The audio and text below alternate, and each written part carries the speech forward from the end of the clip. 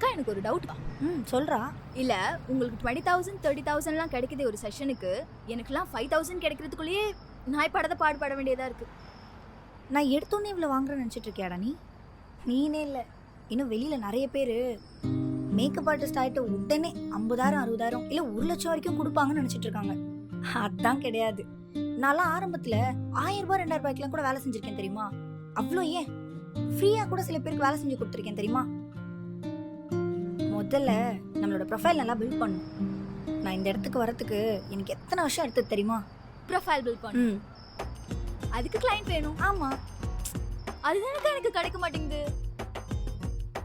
ஒரு கிளையண்ட் பிடிச்சி 5,000 ரூபாய் பேமெண்ட்டை கையில வாங்குறதுக்குள்ள ஐயோ அப்பான்னு ஆயிடுது. கிடைக்கும்டா, கொஞ்சம் டைம் எடுக்கும், வெயிட் பண்ணு. சரி வா போலாம்.